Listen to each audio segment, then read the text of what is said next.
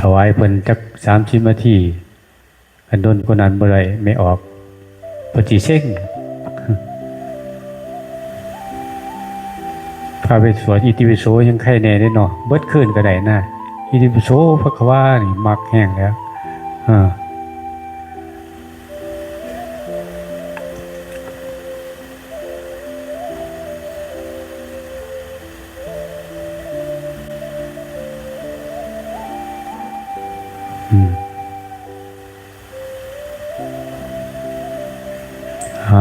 ครับเมืองหนาวเลยเมืองเพิ่นเมืองหนาวเบิดปีนะนิมนต์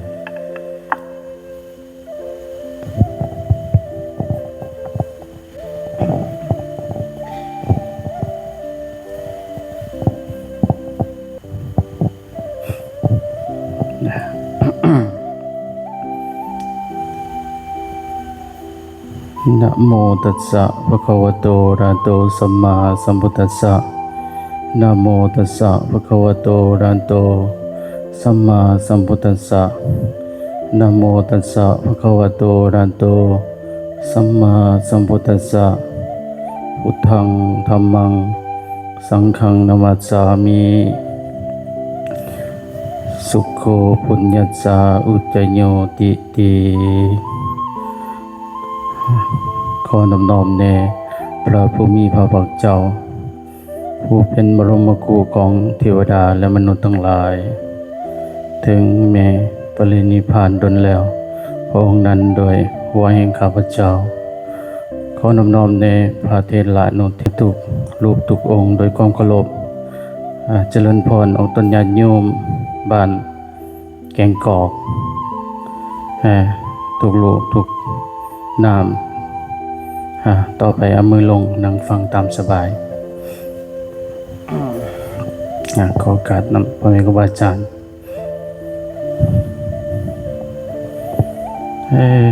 กัดคือสิเข้าใจเนาะว่าเป็นภาษาเนาะภาษาลาวนะตามพระอาจารย์เพิ่นเว้าหั่นแหละ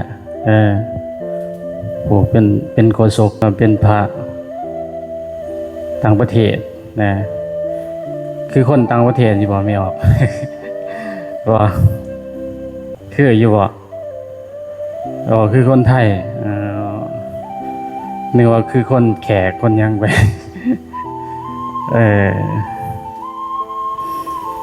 อย่าที่ว่าช่วงนี้เป็นงานกฐินเด้เนาะไม่ออกเนาะเป็นงานกฐินแก่ครูบาอาจารย์เพิ่นก็พาเลาะเพราะว่าช่วงนี้นะอยู่ในพังพุ่นแหละพังลาวพังของภาคนั้นนะมันบ่มีวัดป่าหลายนะพ่อแม่ครูบาอาจารย์เพิ่นหรือว่าสายหลวงพ่อพงหรือว่าสายพ่อแม่ครูบาอาจารย์น่ะสินะมันบ่มีหลายเมื่อบ่มีหลายจังซั่นก็รอพุ่นแหละตั้งแต่เขามาพังเนี่ยตั้งแต่วันที่11หลายวันเติบแต่วันที่11เดือนนี่ล่ะรอมาเลยหลายวัดแต่บางบ่อนเพิ่นก็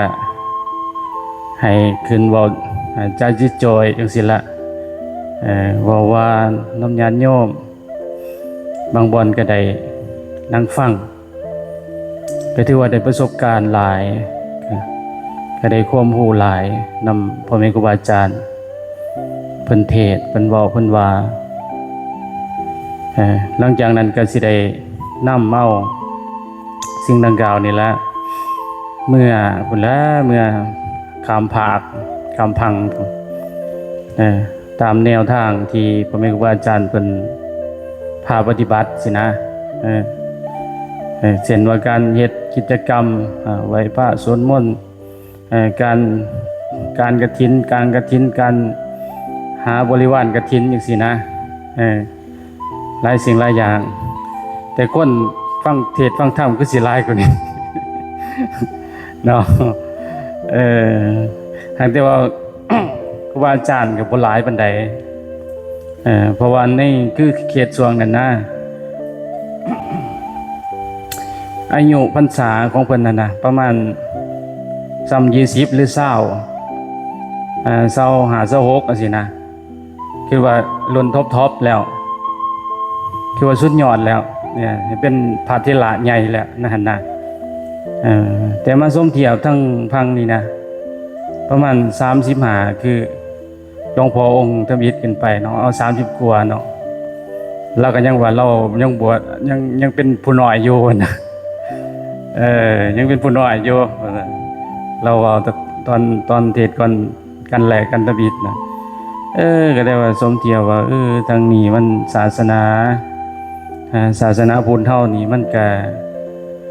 ยืนยาวมาหลายปี2,000 กว่า500 ปีแล้วเนาะครึ่งแล้วครึ่งพุทธันดรแล้วก็มาตกอยู่นี่แหละหลายที่ว่าเป็นโดยนำผ้าของคุณละรุ่นหลวงปู่มันหลวงปู่เสาหลวงปู่มันหลวงปู่ซ่าหลวงตามหาบัวหลวงปู่พุทธทาสหรือว่าพ่อแม่ครูอาจารย์หลายๆองค์เนาะเป็นหยังคือบ่เอาข้ามไปพังนั่นแน่นะที่มันตกอยู่นี่ด้นแล้วนะมันตกอยู่นี่ด้นแท้สนั่นก็ได้ว่าชาวบ้านหรือว่าพื้นที่เขตนี่นะเพิ่นก็ได้ผู้จิตสำนึกมาแต่ด้นแล้วผู้จิตสำนึกมาได้ฟังเทศน์ฟังธรรมได้ของดีหั่นนะบอกง่ายก็คือของดีมาด้นแล้วซะนะโอ้ก็น่าปลื้มใจน่าอนุโมทนาฉะนั้นครูบาก็ได้เข้ามานี่แหละเข้ามาศึกษาเข้ามาเรียนรู้เอาเข้ามาศึกษาเอายังเป็นผู้ใหม่อยู่ซะนะใหม่เรียนละนี่แต่บ่บอกดอกว่าจักพรรษา คิดว่าใหม่ซะ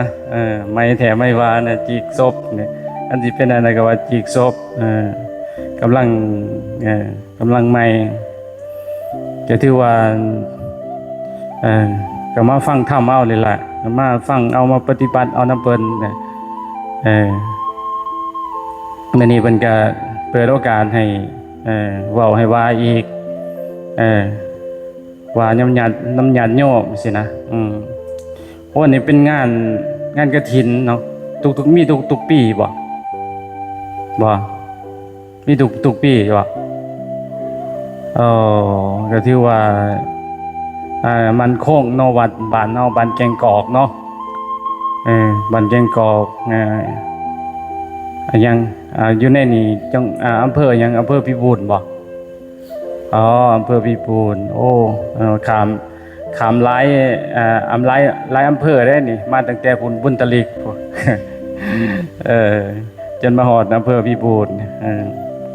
ก็ถือว่าบุญกฐินเนาะตามครูอาจารย์เทศเพิ่นก็เว้าว่าการกฐินจังซี่นะอย่างน้อยก็มีเฮ็ดกฐินจัดงานกฐินสิอย่างน้อยก็มีพระ5 รูปขึ้นไปเนาะ5 องค์ขึ้นไปยังสามารถเฮ็ดกฐินได้กฐินก็เป็นเรื่องของผ้าเพิ่นว่าก็เป็นแบบเรื่องของผ้าก็แม่นเรื่องสิ่งอื่นก็เป็นของบริวารคือหมากไม้กล้วยต้นอ้อยหยังต่างๆสิ่งเหล่านี้นะเป็นบริวารแต่หลักๆแท้ก็คือเรื่องของผ้าจังสิมีซ้ำใดก็ได้เพิ่นว่าจังสิมีขนาดน้อยขนาดใหญ่ก็ได้แต่ว่าให้มันได้ซ้ำพ่อซ้ำยิบสบงนั่นแหละน้อยสุดเนาะเป็นว่าผ้า3 พื้นอย่างน้อยมันพ่อพื้นใดพื้นหนึ่งใน3 พื้นสังฆาสบงจีวรสินะและสิ่งสำคัญกับผู้ที่รับกฐินน่ะสินะครูบาอาจารย์เพิ่นหลังจากเพิ่นว่าอุปโลกสำเร็จเสร็จสิ้นแล้วเพิ่นก็ไปให้องค์ใดองค์หนึ่งซะนะแล้วองค์นั้นก็ต้องมีว่ามีคุณธรรมเข้าใจว่าคุณมีคุณธรรมมีสติปัญญาหั่นแหละ คือมีสติปัญญาก็คืออย่างน้อยก็ฮู้ธรรม8ประการนี่แหละธรรม8ประการฮู้บ่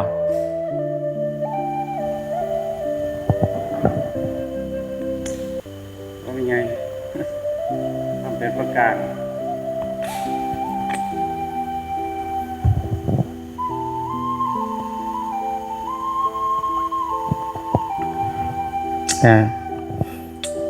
ผู้ใดใดแน่ยกมือขึ้นทำ8ประการแสดงว่ามีคนหูสมุยมีไปยกมือ เนาะอย่างหน่อยก็มีทำ8ประการจึงสามารถหับอันนี้นะหับกฐินตัวนี้นะคือบัญชีให้องค์ใดองค์หนึ่งดอกผู้ที่ผ่าขาดนั่นแหละผู้ที่สมควรนะทำ8ประการก็คือมันเป็นเรื่องของศีลนะสินะคือพระภิกขุสงฆ์นะสินะเอิ้นว่าอกิริยกิจแล้วก็กิริยกิจนะสินะสิ่งที่ควรเฮ็ดและบ่ควรเฮ็ดนะสินะเอิ้นว่าทำ8ประการแนวละ4อย่างสินะเช่นว่าสิ่งที่ควรเฮ็ดก็คือสัญญาดองนะสินะเอิ้นว่าอยู่ในของต้นไม้บ่นุ่งผ้า3พื้นสินะอันนี้แล้วก็สิ่งที่บ่ควรเฮ็ดสินะเช่นฆ่าสัตว์ลักทรัพย์นะเอิ้นว่าปราชิก4หั่นนะปราชิก4อย่างทำ8ประการเพิ่นจึงสามารถหับกฐินตัวนี้ได้ซั่นน่ะคือว่ามีคุณธรรมแล้วซั่นจังเอิ้นว่าจัดเป็นทำ8ประการนี่ก็เป็นสิ่งที่ดีซะนะการก็ถือว่าดีในงานที่พวกเราได้สร้างสิมีโอกาสสร้างอริยทรัพย์ผู้ใดได้เฮ็ดสิ่งเหล่านี้ได้กระทำสิ่งเหล่านี้ผู้บ่มีก็สามัคคีกันผู้ละเล็กผู้ละน้อยผู้หันผู้นี้ก็ตื่มกันศาสนาเป็นการสร้างบารมีอันแบบหนึ่งซะนะแต่ทางฝั่งนั้นก็บ่สู้มีส่วนหลายนะเพราะว่าบ่มีพระที่สามารถจำพรรษา5องค์ส่วนหลายก็องค์1 2องค์คันวัดใหญ่ๆอะลีนั่นรุ่นคือเว้าเบื้องต้นนั่นรุ่นท็อปๆซั่นน่ะก็พอมีอยู่ก็ส่วนหลายก็เป็นประเภทเพิ่นเฮ็ดจัดงานบุญอย่างบุญคือเขตครูบาอยู่สิเนี่ยบุญมากาเฟ่บุญประจำปีนะฮะเคยได้ไปบ่ได้ไปเที่ยวบ่บุญมากาเฟ่ทั้งนี้เขาเอิ้นว่ากันบุญประจำปีกับบุญกลุ่มเขาเนาะบ่มีมากาเฟ่ฮะก็เอาบุญกลุ่มเขาทั้งนั้นบางเขตก็บ่มีมากาเฟ่ก็เอาแคมบ่ผู้เจ้าบ่แคมมาทำไม้กวาดนะเรียนไม้กวาดนะเพิ่นก็เอาจัดงานจังซั่น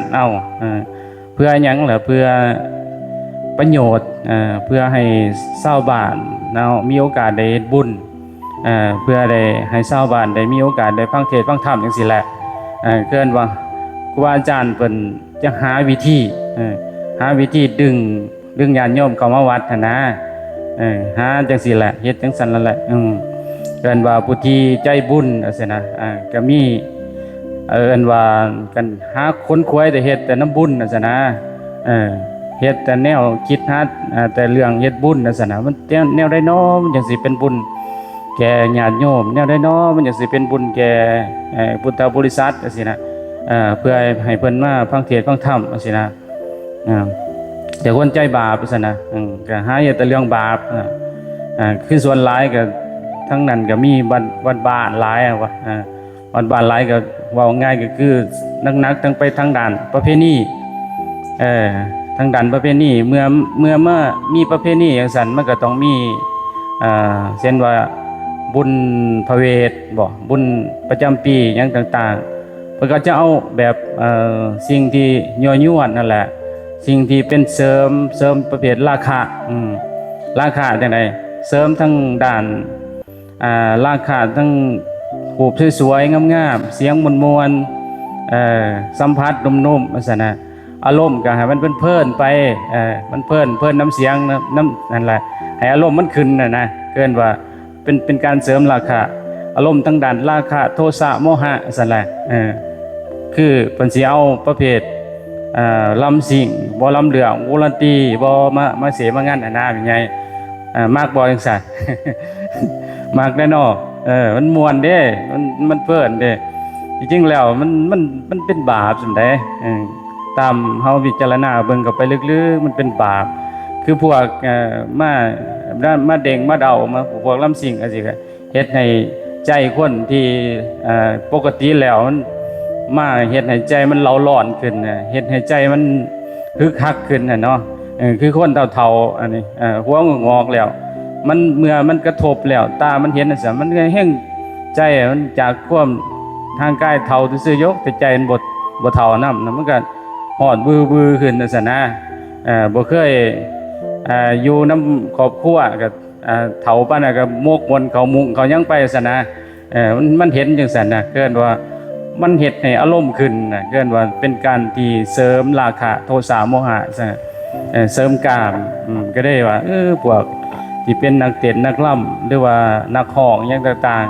ๆเป็นบาปเบิดจังซั่นนะก็มีหลายอยู่ในเขตนั้นหลายนะโอ้จังว่าครูบามานี่แหละ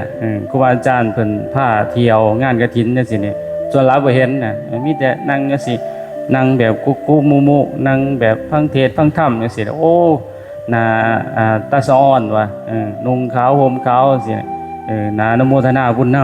ำการฟังนี่มันเป็นการดีเด้ประโยชน์ของการฟังสิ่งที่บ่เคยได้ฟังแล้วจะเข้าใจขึ้นตื่มเมื่อเข้าใจแล้วจะทำความเห็นที่ถูกต้องจังซี่นะผู้ที่มีอินทรีย์บารมีหลายนี่ฟังธรรมซื่อๆนี่ก็สามารถเข้าใจบรรลุได้เอาเป็นไงเนาะแม่นบ่ฟังธรรมซื่อๆนี่บรรลุธรรมได้บ่ฮะได้บ่ฮะเป็นไงก็ว่าบ่จักโอ้สามารถบรรลุได้เป็นไงเหมือนในพุทธประวัติในบรรยกขึ้นมาอันดิเป็น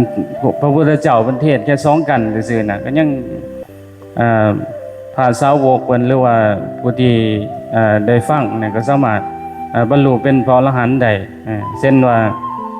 เพิ่นพระสูตรน่ะเวลาเฮาไหว้พระอันเด็กครูอาจารย์พระสูตรน่ะชื่อธรรมะว่าหัวข้อว่าธรรมจักรกันเด้ธรรมจักรกับปวัตตนสูตรสินะธรรมจักรนี่นะแค่อันนั้นเรื่องเพิ่นเว้าเรื่องทุกข์สมุทัยที่โลดมรรคนี่นะธรรมจักรเว้าเรื่องทุกข์เนี่ยสมุทัยที่โลดมรรคนี่ก็ยังมีผู้ที่เห็นมีดวงตาเห็นธรรมเช่นว่าอัญญากนตัญญะสินะโดยการปฏิบัติตามอริยมรรคมีองค์8สินะด้วยเริ่มต้นจากสัมมาทิฏฐิสัมมาสังกัปโป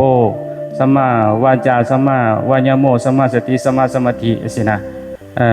คือมีความเห็นตรงเห็นสอบสินะเริ่มต้นซื่อๆนี่นะเห็นสอบจังไดเห็นสอบคือเห็นทุกสิ่งทุกอย่างอยู่ในสิ่งดังกล่าวอยู่ในโลกนี่ในจักรวาลนี่แม้แต่โตเฮาเองสิเนี่ยหรือว่าในข้างนอกในข้างในสิเนี่ยเห็นตรงนะเห็นตรงคือเห็นเป็นความจริงนะมันก็บรรลุได้แล้วซะนะ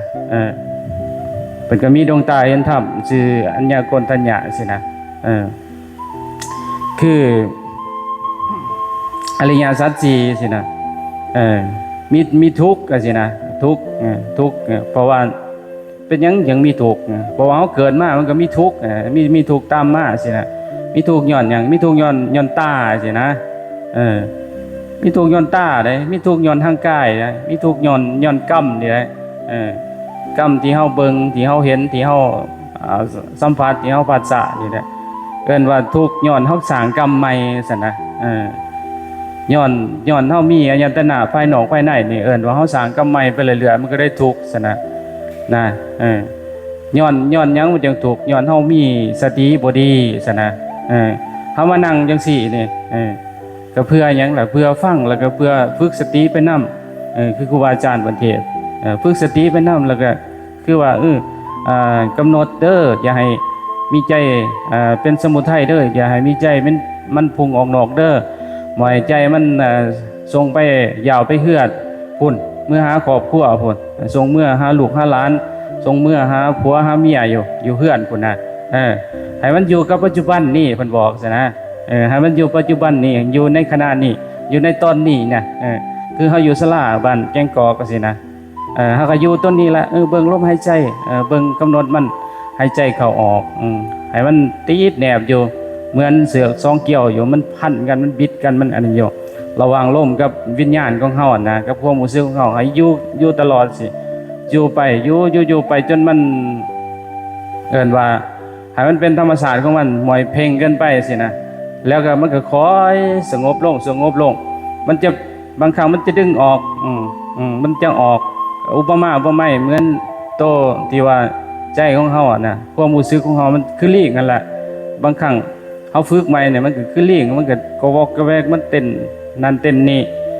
เต้นไปงาใหม่กิ่งนั่นเต้นไปงาใหม่กิ่งนี่อันนี้คือกันนะเดี๋ยวใจเฮาเนี่ยมันก็อยู่ลมอยู่ในกายบ่ได้อยู่ในเลยทางกายบ่ได้ในลมละเอียดบ่ได้มันก็เต้นไปในอดีต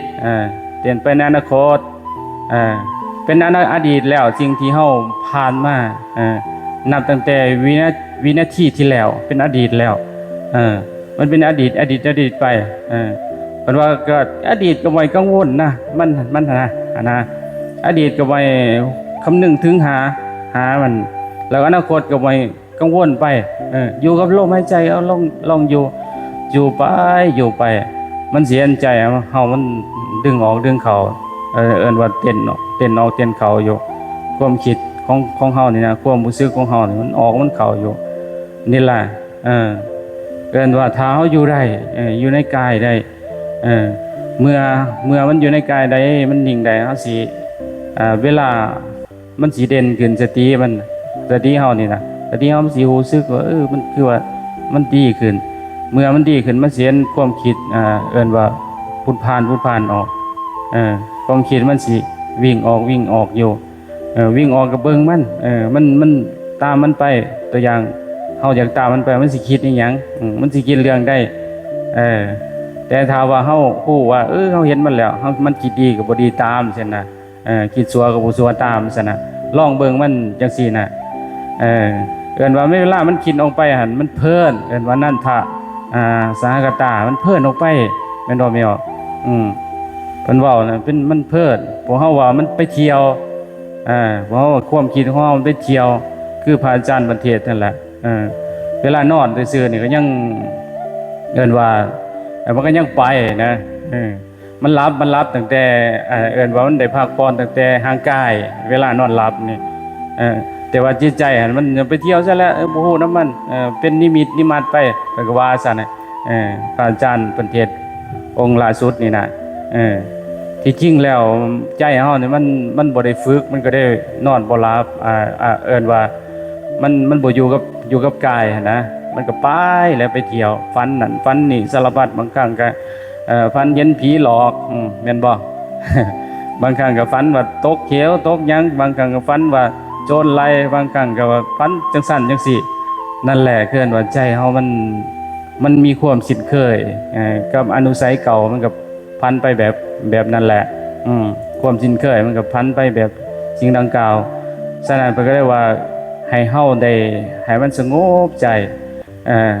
สงบใจคือหยังคือเวลาสมเทียบเฮาจอดรถไว้นี่นะจอดรถไว้ปั๊บนี่จอดปั๊บนี่บางคนก็จอดไว้โดยกำลังตีไว้นะโดยบ่มอดกระแจมันก็ตอกอยู่แต่ว่าจอดรถมันก็หยุดมันก็บ่ได้ไปไสแล้วมันก็อยู่หั่นรถหั่นนะ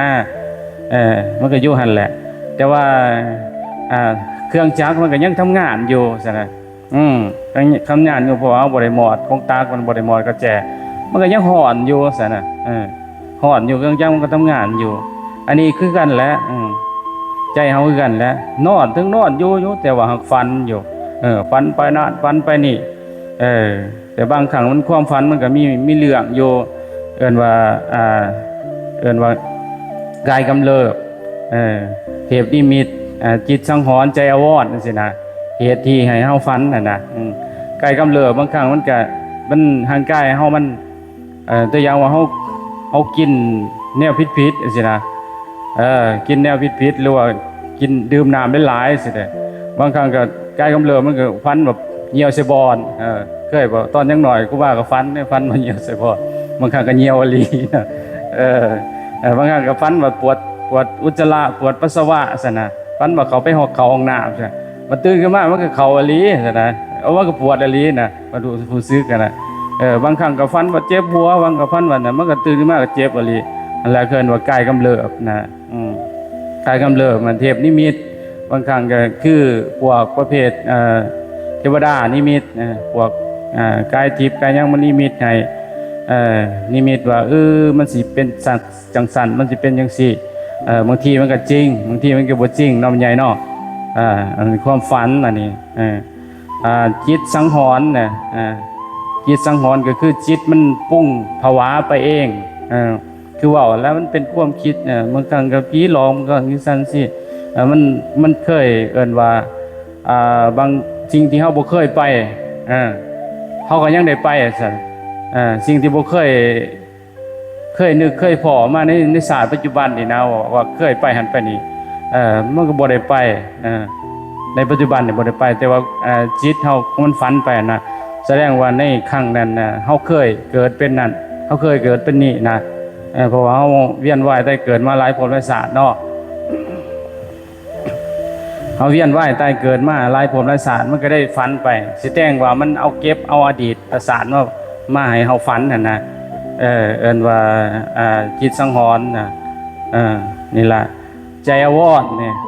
ก็คือกันศาสนานี่แหละเกินว่าเหตุ4ประการที่บุคคลให้เฮาฝันน่ะเกินว่ามันก็เป็นเหตุเป็นปัจจัยฉะนั้นเฮาเฮ็ดให้ใจของเฮาให้พักผ่อนได้หลายลูกให้ปิดกระแจไว้เกินว่าหมอดดับเครื่องไว้เฮามาอยู่กับกายสิอยู่กับลมหายใจฟังไปน้ำมันอยากนอนมันง่วงก็มื่นตาก็ได้หรือว่าคิดก็ได้คิดก็บ่เป็นหยังคิดแต่ให้คิดทางด้านกุศลได้แหละแม่นบ่ คิดทางด้านอกุศลมันก็เป็นอารมณ์ของการเศร้าหมองมันก็เฮ็ดให้พาจิตใจเฮาลำบากซะนะ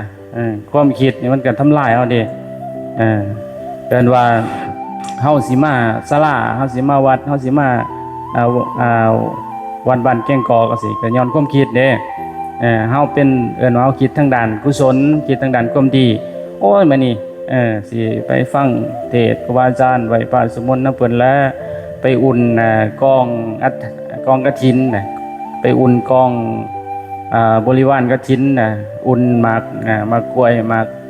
ต้นอ้อยนี่หมากคุงหมากหยังแหละไปอุ่นฟังเทศน์นำซั่นนะเป็นความคิดได้คิด 2-3 ครั้งเฮาจังได้มาได้นะ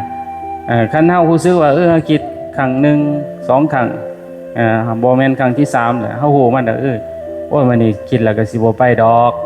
คิดแล้วก็สิอยู่นี่แหละสิภาวนาอยู่เฮือนนี่แหละมื้อจังสิไปบินใส่บาตรน้ำเพิ่นเฮาฮู้ว่าแสดงว่าเฮาคิดเฮาก็ฮู้ความคิดเฮาก็เบรกได้ซั่นนะแต่เฮาบ่ฮู้ความคิดครั้งที่3ที่4แต่คิดแล้วก็บางครั้งก็ตัดสินใจเลยบางครั้งก็บ่ฮู้ความคิดก็จะเป็นมาสินะมันก็แล้วแต่ซะนะอันนี้ก็เอิ้นว่าเฮาสรุปแล้วคือเฮาคิดทางด้านกุศลคิดทางด้านความดีเนาะแม่ใหญ่เนาะก็ฉะนั้นเฮาครูบาอาจารย์เพิ่นเทศน์เพิ่นฟังจังซี่ก็สามารถเฮ็ดให้เฮาเข้าใจทำความเห็นให้ถูกต้องบ่ได้ยินบ่ได้เคยได้ยินได้ฟังเฮาก็เคยได้ฟังจังซั่นมันก็ดีไปซะนะเฮาก็เอิ้นว่าถึงว่าในช่วงนี้นะญาติโยมแต่เบิ่งแต่ละคนเกินว่าไม่ไกลฟังเนาะไม่ไกลฟังแล้วได้นี่เกินว่าบรรปลายชีวิตของเฮานี่นะมันก็ไกลฟังแล้วศาสนาก็บ่ต้องประมาทศาสนาเราก็ต้องคุณงามความดีอริยทรัพย์สิ่งที่เฮามีเฮาก็สร้างเอากรรมใหม่เอากรรมเก่านี่มาสร้างกรรมใหม่กรรมเก่าคือหยังคือร่างกายที่เฮาได้มานี่เป็นกรรมเก่าบ่ได้นี่ เอาอวัยวะครบนี่หูตาครบ32ประการหูบ่หนวกหยังต่างๆเอิ้นว่าหูก็ยังดีได้มาฟังก็เข้าใจตาก็ยังดียังเห็นว่าพระรูปนั้นเฒ่าแล้วพระรูปนี้ยังหนุ่มพระรูปนั้นเป็นจังซั่นพระรูปนี้เป็นจังซี่ยังเห็นอยู่เฮาเห็นเฮามีตาสิก็ให้เฮามีเกิดให้เฮาเกิดปัญญาเกิดปัญญาเอิ้นว่าให้มันคิดทางด้านกุศลคิดทางด้านความดีคิดทางด้านจังซี่แล้วมันสิเป็นประโยชน์ฉะนั้นการที่เฮาเฮ็ดประโยชน์ไปเรื่อยๆไปเรื่อยๆซ้ำตายเอิ้นว่าจนกระทั่งที่เฮาเวียนว่ายแต่เกิดจนกระทั่งที่ย่างใจของเฮามันเบิดนะจนกระทั่งที่เฮาสิบ่เอิ้นว่ามันเบื่อมันนายเอิ้นว่ามันถูกทุสูดล่ะอุปมาอุปไมยเหมือนวิ่งรถมันวิ่งหรือว่าเฮาแล่นออกกำลังกายแล่นจ็อกกิ้งวิ่งแล่นไปมันเมื่อยสุดๆแล้วมันก็ล็อกเองมันก็ล้มเองซะนะอันนี้กันแหละเฮายังเพลินอยู่เฮายังบ่ทันทุกข์ที่สุดนะเฮาก็ยังบ่ทันเบื่อทันนายเด้ที่ครูบาอาจารย์เพิ่นองค์เพิ่นเทศน์ไปเมื่อกี้แล้วเพิ่นเบื่อเพิ่นนายแล้วเพิ่นเป็นจังซั่นแล้วเพิ่นก็โอ้ยบ่เอาแล้วทั้งโลกนะเพิ่นเบื่อแล้วเพิ่นเบื่อโลกแล้วเพิ่นสิเอานิพพานอย่างเดียวซั่นน่ะเอาผู้ความพ้นทุกข์อย่างเดียวซั่นน่ะนี่แหละอันนิสัยของคนที่จะพ้นทุกข์มันจะเป็นจังซี่ไดมันบ่ได้วนกับโลกได้มีวัดเป็นเท่าใดวัดเขาสิเค้นเพิ่นก็ยังบ่เอาเนาะได้ยินเสียงละครั้ง30กับ30นาทีอลีบ่นี่บ่ต่อเลยบ่ก็ม่วนแล้วสิ่งที่ควรมีคือปัญญาสิ่งที่บูชาคือบุญคุณพระคำจูนคือพ่อแม่พระสมแก่คือครูบาอาจารย์สิ่งเป็นม่านคือความสัวเผามั่วคือความจากพระลำบากคือความเกียจคร้านใจเบิกบานคือบ่มีหนีใจปนปีคืออบายมุขภายสุขคือธรรมะยังบ่เหมือนพลาคือยังบ่ตายเลิกบุญไหวคือได้พระนิพพานขอน้อมจิตอธิษฐานโดยคุณพุทธาจงสนาความคัดกรองโดยคุณพระธรรมอันเนืองร่องจงสนามุสตุมานโดยคุณพระอริยสงฆ์ขอให้ทุกท่านเป็นสุขทุกสถานอันตรายใดๆก็จงแผ่วพานถึงมรรคผลนิพพานทุกตนทุกคนก็กาเตสาธุ